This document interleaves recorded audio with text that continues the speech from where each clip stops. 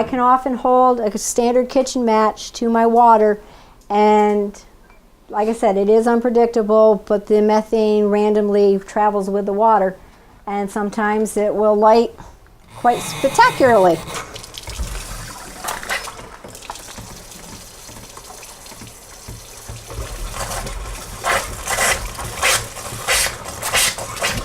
Just like that.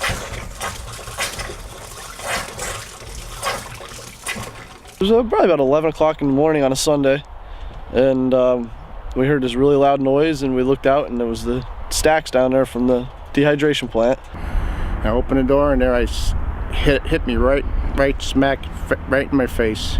And here it was that their dehydrating plant up there, just spewing out gas all over the place. And we looked out, and the horses were gone. They blew through that gate, the fence. They had the corner of the fence was all broke down. The gate was bent into like a U shape. It was just a really loud, sounded like fighter jets, pretty much, just hovering over the house. In the past probably 2 or 3 weeks, my garage door does rattle from the vibration of the plant.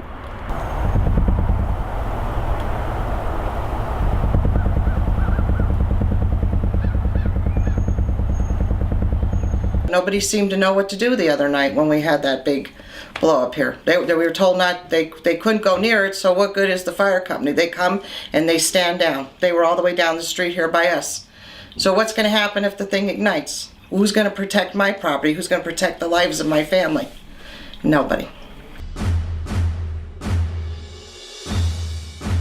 This morning we filed a 60-count complaint on behalf of 20 families that live in northern Luzerne County and southern Wyoming County, and whose lives have been greatly affected by a triethylene glycol dehydration plant.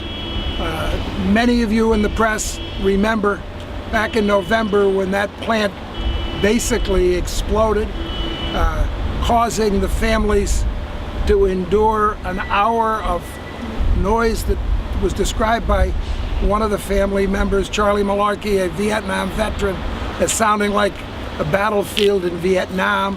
Others suggested it was like 10 747s landing in their front yard. Well, welcome. My name is John Hanger, and I'm a Democratic candidate for governor running in the May 20th primary. And I'm here with Max Chilson. This is Max's home here in Wysocks, Bradford County. I'm Richard Hughes. I'm a lifelong resident of Luzerne County.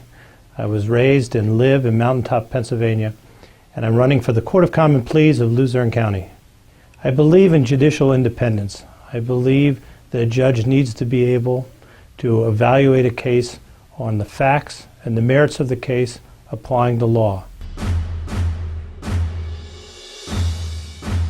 One offender almost ran over 2 police officers and another hit a house. 3 were tossed for offenders represented by lawyers affiliated with her first assistance law firm. Luzerne County needs real change. Vito DeLuca for District Attorney.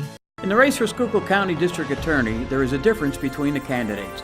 Karen Burns-Noon, for the past 25 years, has successfully prosecuted sex offenders, murderers, drug dealers, and those who abuse children and the elderly. In the upcoming Pittston area district judge race, qualifications and records matter. Jerry Mekadon knows what it's like to put in long hours helping his father in the family business. He worked in the federal prosecutor's office and served the legal needs of Greater Pittston for decades.